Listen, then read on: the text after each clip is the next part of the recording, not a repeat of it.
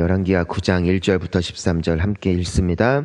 선지자 엘리사가 선지자의 제자 중 하나를 불러 이르되 너는 허리를 동이고 이 기름병을 손에 가지고 길르앗 라못으로 가라. 거기에 이르거든 nim시의 손자 여호사밧의 아들 예후를 찾아 들어가서 그의 형제 중에서 일어나게 하고 그를 데리고 골방으로 들어가 기름병을 가지고 그의 머리에 부으며 이르기를 여호와의 말씀이 내가 내게 기름을 부어 이스라엘 왕으로 삼노라 하셨느니라 하고 곧 문을 열고 도망하되 지체하지 말지니라 하니 그 청년 곧 그 선지자의 청년이 길르앗 라못으로 가니라. 그가 이르러 보니 장관들이 앉아 있는지라. 소년이 이르되 장관이여 내가 당신에게 할 말이 있나이다. 예후가 이르되 우리 모든 사람 중에 누구에게 하려느냐 하니 이르되 장관이여 당신에게니이다 하는지라. 예후가 일어나 집으로 들어가니 청년이 그의 머리에 기름을 부으며 그에게 이르되 이스라엘 하나님 여호와의 말씀이 내가 내게 기름을 부어 여호와의 백성 곧 이스라엘의 왕으로 삼노니 너는 내 주 아합의 집을 치라. 내가 나의 종 곧 선지자들의 피와 여호와의 종들의 피를 이세벨에게 갚아주리라. 아합의 온 집이 멸망하리니 이스라엘 중에 매인자나 노인자나 아합에게 속한 모든 남자는 내가 다 멸절하되 아합의 집을 느밧의 아들 여로보암의 집과 같게 하며 또 아히야의 아들 아하사의 집과 같게 할지라. 이스라엘 지방에서 개들이 이세벨을 먹으리니 그를 장사할 사람이 없으리라 하셨느니라 하고 곧 문을 열고 도망하니라. 예후가 나와서 그의 주인의 신복들에게 이르니 한 사람이 그에게 묻되 평안하냐 그 미친 자가 무슨 까닭으로 그대에게 왔더냐 대답하되 그가 말한 것을 알리라 하더라. 무리가 이르되 당치 아니한 말이라.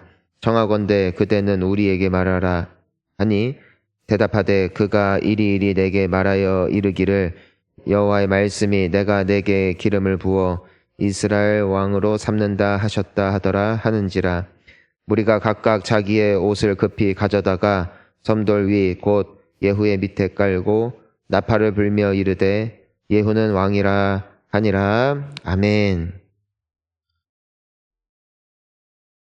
오늘 우리가 하나님의 뜻으로 인하여 이 예후라는 사람을 이제는 왕으로 세우시는 것을 우리가 볼 수 있게 됩니다.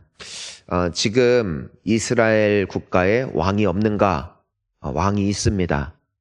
그가 여전히 있음에도 불구하고 하나님께서는 이 아합이라는 왕 대신에 예후라는 왕을 세우시는 것이죠. 그 왕이라는 존재는 최고의 권력 아니겠어요? 그런데 그 권세와 주권을 정하시는 분이 하나님이시라는 것입니다. 아무리 당장 힘이 있고 그 위치가 든든해 보인다 할지라도 하나님께서는 주기도 하시고 취하기도 하실 수 있는 권세를 가지신 하나님이시라는 것을 우리가 볼 수 있는 것이죠. 우리에게 있는 행복, 우리에게 있는 기회, 우리에게 있는 가족, 우리에게 있는 평안, 하나님이 주시는 것이고 또 하나님이 원하시면 취하실 수 있습니다. 하나님은 기뻐하시는 자에게 그분의 복을 내리시는 하나님이시며 또한 우리가 주님 앞에 잘못된 길로 계속해서 나아갈 때 하나님께서는 심판도 하실 수 있는 분이심을 우리가 볼 수 있는 것이죠. 우리 오늘 말씀 1절부터 3절까지 함께 읽어보겠습니다. 선지자 엘리사가 선지자의 제자 중 하나를 불러 이르되 너는 허리를 동이고 이 기름병을 손에 가지고 길르앗 라못으로 가라. 거기에 이르거든 nim시의 손자 여호사밧의 아들 예후를 찾아 들어가서 그의 형제 중에서 일어나게 하고 그를 데리고 골방으로 들어가 기름병을 가지고 그의 머리에 부으며 이르기를 여호와의 말씀이 내가 내게 기름을 부어 이스라엘 왕으로 삼노라 하셨느니라 하고 곧 문을 열고 도망하되 지체하지 말지니라 하니 하나님께서 엘리사에게 예후라는 사람을 아합 왕 대신에 왕으로 세워라. 그리하여 엘리사는 자신의 제자 중에 한 사람을 그 말을 전달할 자로 세워서 보내게 되어지죠.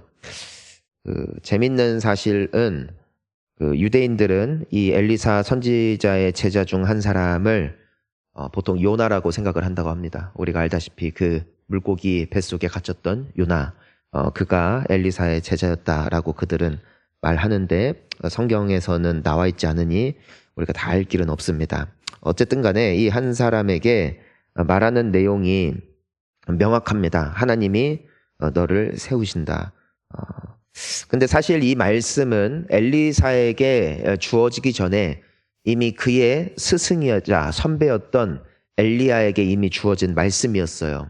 열왕기상 19장에 보면은 우리가 알다시피 엘리야가 이제 하늘에서 불 떨어지게 하고, 그래서 그 모든 그 하나님 앞에 올려드릴 제사를 다 불사르고, 그리고 그 우상을 섬기던 선지자들 850명이 죽게 되어지는 사건이 있었습니다. 그렇지만 그럼에도 불구하고 이세벨이 엘리야를 죽여버리겠다고 하자 엘리야가 굉장히 낙심하고 또 탈진하여서 여호와의 산 호렙에 오르게 되어지죠.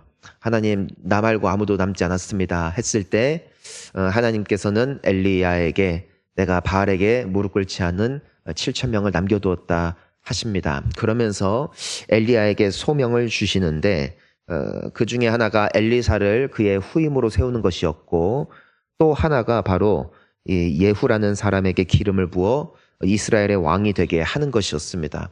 그런데 이 엘리야가 하나님의 말씀에 엘리사를 선지자로 세우는 것까지는 따라갈 수 있었는데 이 예후를 왕으로 세우는 것까지는 하지 못했어요. 왜냐하면 하나님께서 그를 불말과 불병거를 보내시사 그를 죽음을 보지 않고 천국으로 데려가셨으니까 다 감당하지 못한 것이죠. 하지만 엘리야를 통하여서 하나님의 말씀이 끝난 것이 아닙니다. 실패한 것이 아닙니다. 엘리사에게 동일한 말씀을 주심으로써 그분의 뜻과 의지, 예후를 왕으로 삼는 것을 계속해서 이어가시는 것을 우리가 볼 수 있게 되는 것이죠. 여기서 우리가 한 가지 생각해 볼 수 있는 것이 있어요. 하나님은 분명히 반드시 우리를 통하여 이루고자 하시는 뜻이 있으십니다. 하지만 만약에 내가 그 사명을 감당하지 않는다면 나의 불순종과 나의 죽음과 함께 하나님의 뜻과 의지가 끝난 것이 아니라는 것이에요. 하나님께서는 다른 사람을 세우셔서라도 그분의 뜻을 이어가십니다. 내가 설령 이 땅을 떠난다 할지라도 여호와의 말씀은 영원하기 때문이라는 것이죠. 하지만 여기에서 우리가 한 가지 참고할 수 있는 것이 있어요. 그날이 되었을 때 하나님의 뜻을 순종하여 하나님의 말씀을 이룬 자는 주님의 영광에 동참하게 될 것입니다. 하지만 그 사명을 받았지만 그 사명을 끝까지 따라가지 않는다면은 주님은 물론 다른 사람을 통해서 그 뜻을 이루시겠지만 우리는 주님의 기쁨에 동참하지 못할 것이라는 것이죠.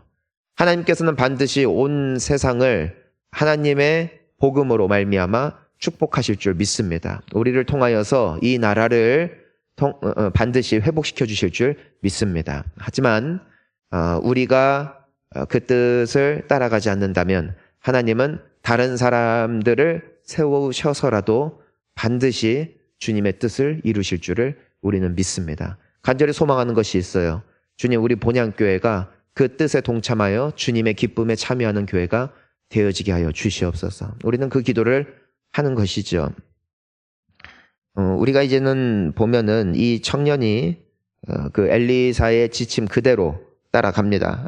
이제는 4절부터 보면은 이 엘리사의 제자가 그대로 이제는 길르앗 라못으로 가게 되어지죠.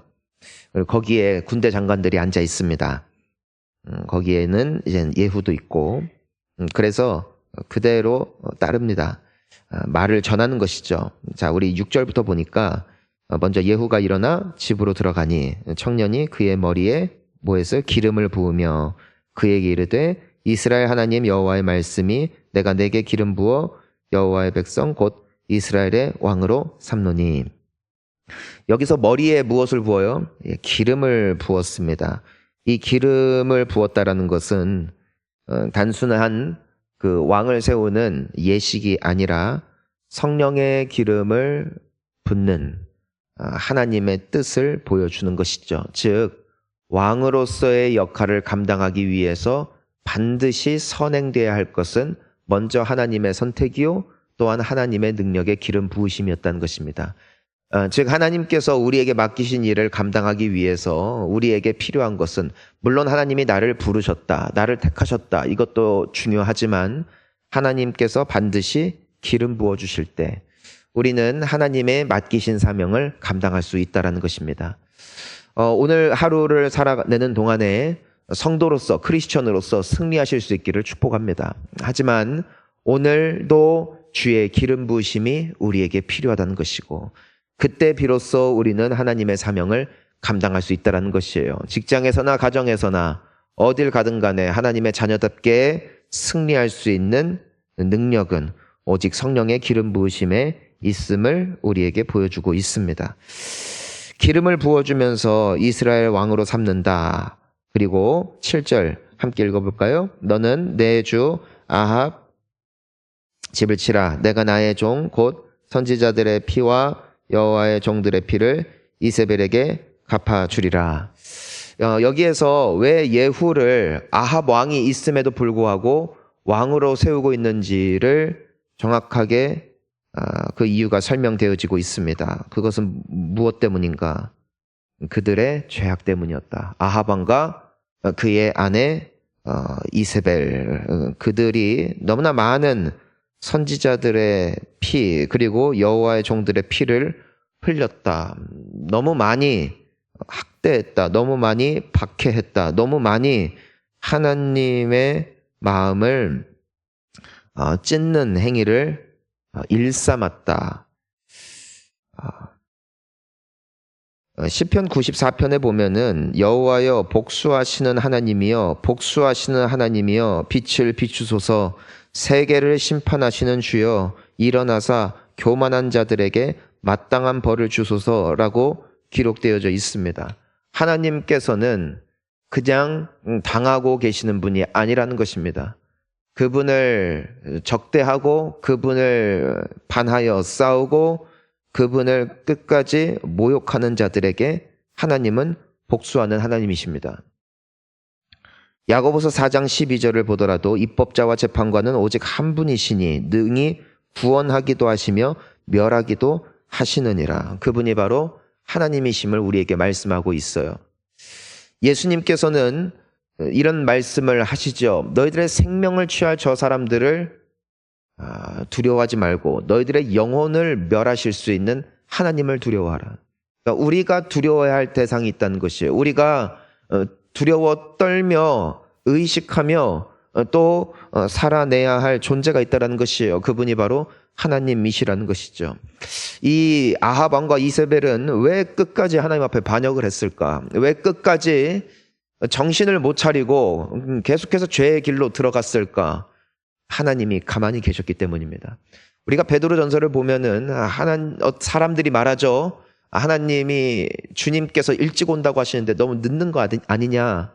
하지만 주님이 말씀하시죠. 주님은 오래 참으시사 한 사람도 멸망하기를 원치 않으시느니라 하셨어요. 그러니까 예수님께서 이미 이 땅을 떠나셔서 하나님의 보좌 우편에 앉으신 지가 햇수로 따지면 2000년이 넘었어요. 혹자들은 말해요. 예수님 금방 오신다더니 안 오신다. 아마 나의 때에도 안 오실 것이다. 그런데 그분이 잠잠하다 하여 안 오신다 하여 정말 안 오시는 것이 아니라는 것이에요. 그분의 말씀은 반드시 이루어진다라는 것이고 주님이 지금까지 안 오신 이유는 단 한 가지의 이유, 그분이 바보여서도 아니고 그분이 느려서도 아니고 한 사람도 멸망치 않기를 원하신다라는 것이죠. 그것이 하나님의 동일한 사랑, 누구를 향한 사랑이었는가? 아합과 이세벨을 향한 사랑이기도 했다라는 것입니다. 때문에 엘리야 때부터 이미 수십 년 동안 아합에게 이세벨에게 하나님은 끊임없는 증거와 끊임없는 경고를 주셨습니다. 문제는 무엇인가? 오랜 기간이 주어졌음에도 불구하고 그들은 무엇하지 않았다, 돌이키지 않았다, 회개하지 않았다라는 것이죠. 그리고 언제가 왔다, 때가 왔다. 여러분, 하나님의 심판에는 때가 있다. 때가 있다. 언제까지나 기다리시지 않는다. 때가 되면 심판하시는 분, 그분이 바로 하나님이십니다. 여러분, 우리가 분명하게 기억해야 되는 것은 하나님은 사랑의 하나님이시고 동시에 공의의 하나님이십니다. 무슨 말이냐면 하나님은 우리를 너무 사랑하시지만 동시에 하나님은 그분의 약속과 그분의 말씀을 100% 지키신다는 것이에요. 그 약속과 말씀에는 물론 우리를 향한 축복의 말씀도 있지만 거기에는 심판과 재판의 약속도 있습니다. 하나님을 기쁘시게 하는 자들에게는 축복을, 그리고 하나님을 배반하고 버린 자들에게는 저주를. 이것이 하나님의 약속이죠. 자, 그렇다면 우리는 어떻습니까? 우리는 아합과 이세벨과 무엇이 다릅니까? 이 중에 죄가 없는 자가 누가 있겠습니까? 이 중에 하나님의 심판대 앞을 피할 수 있는 자가 누가 있겠습니까? 때문에 우리에게 필요한 한 분이 계시니 그분이 바로 예수 그리스도십니다. 그분의 십자가 대속으로 말미암아 우리가 받아야 할 저주와 형벌을 그분께서 대신 받아주셨고, 누구든지 그의 이름을 믿고 의지하고 그의 이름을 부르는 자는 예수 그리스도의 화평과 의가 그들에게 부어질 것을 약속하셨습니다. 오늘도 우리에게 필요한 한 구원자, 그분이 바로 예수 그리스도.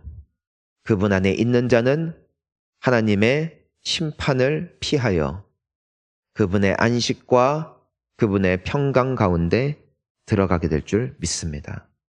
이것이 우리가 끝까지 예수 그리스도를 붙잡아야 되는 이유가 되는 것이죠.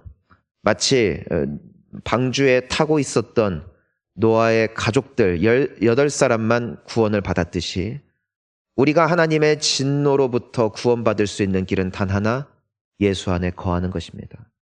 오늘 하루 그런 결단이 우리에게 다시 한번 회복될 수 있기를 소망합니다. 끝까지 회개하지 않는 아합과 이세벨, 그들에게 기다리고 있는 것은 심판이었어요. 영원한 게 없어요. 그리고 하나님은 언제까지나 방관하지 않으신다는 것이에요. 여러분, 하나님을 두려워하는 우리가 되었으면 좋겠습니다. 사람들 눈치 보는 게 문제가 아니에요. 사람들은 우리를 욕할 수 있어요. 우리를 때릴 수 있어요. 우리를 죽일 수도 있어요. 근데 하나님은 영혼을 멸하시는 분이세요. 때문에 우리는 더욱더 그분 앞에 어떤 존재인가를 끊임없이 되뇌이며 신앙과 또 교회 다니는 이 모든 믿음 생활이 사람들 앞에 보여지는 생활이 아닌 참으로 하나님 앞에 진실된 모습이 돼야 한다는 것이죠. 자, 예후 앞에서 이 사람이 도망갑니다. 그리고 11절을 보니까 그 장관들이 그 모습을 보고 갑자기 이 사람이 방에 들어가서 뭐라고 말했다가 뛰어나가는 모습을 보면서 그 사람에게 묻죠. 이 미친 자가 무슨 까닭으로 왔더냐. 아마도 갑작스럽게 도망가는 모습을 보면서 제정신이 아닌 사람이라고 생각을 했던 것 같습니다. 12절을 보면은 예후가 그냥 말을 얼머 부립니다. 그냥 별거 아니다. 그냥 이상한 말을 했다 하면서 얼머 부리려고 하는데 사람들이 계속해서 물어보죠. 그런데 그러니까 이제는 예후가 말합니다. 하나님이 나를 이스라엘 왕으로 삼으셨다. 그때 그 장관들이 바로 무엇을 하는가? 예식을 거행합니다. 예후는 우리의 왕이다. 하나님의 택하심과 기름 부으심 앞에 그들이 곧장 순응합니다. 바로 몇 분 전만 해도 예후와 함께 자리에 앉아 전쟁에 대해서 회의하고 함께 경쟁하며 또 함께 치열하게 싸웠던 이 군대 장관들, 그 중에 한 사람이 예후였다는 것이에요. 하지만 하나님께서 나를 이스라엘 왕으로 기름 부으셨다 했을 때 그 자리에서 경쟁도, 그 자리에서 질투도, 그 자리에서 판단도 다 내려놓고 하나님의 판단과 하나님의 의지 앞에 그들은 무릎 꿇으며 예후를 왕으로 추대하는 모습을 우리가 볼 수 있게 되는 것입니다. 여러분, 하나님 앞에 우리의 모습이 이와 같아야 할 줄 믿습니다. 내 생각과 나의 어떤 판단이 하나님의 말씀 위에 있는 자가 아니라 하나님이 판단하시고 하나님이 이행하실 때 그것을 그대로 아멘으로 화답할 수 있는 사람, 그들이 바로 주님의 충성스러운 제자들이라는 것이죠. 우리가 이 땅을 살아가면서 너무나 많은 일들이 있습니다. 하지만 우리가 지난 주일에도 함께 나누었던 것처럼 온 만물을 통치하고 다스리시는 왕은 오직 하나님 한 분뿐이십니다. 그분이 역사의 주관자가 되시며 우리의 인생 가운데 일어나는 모든 일들은 하나도 우연이 없다라는 것입니다. 때로는 나의 마음에 드는 일들이 일어나기도 하고, 때로는 오늘날의 이 경제의 어려움과 전쟁의 어려움과 또 포스트 코로나 시대의 여러 어려움들로 말미암아 마음에 들지 않는 상황들도 있을 것입니다. 하지만 우리의 입술에 담겨야 할 한 가지 고백이 있습니다. 주님이 행하셨사오니, 주님이 뜻하셨사오니 주의 뜻이 이루어질지라. 그리고 주님 앞에 엎드려 경배하는 것, 이것이 하나님을 왕으로 모시는 충성스러운 제자들의 모습임을 우리는 믿습니다. 하나님 앞에, 우리 주님 앞에 그렇게 살아낼 수 있는 우리가 될 수 있기를 소망하고, 하나님을 경외하고 하나님을 모시며 그분 앞에 충성스럽게 살아낼 수 있는 오늘 하루가 될 수 있기를 예수님의 이름으로 축복합니다. 우리 함께 기도하시겠습니다.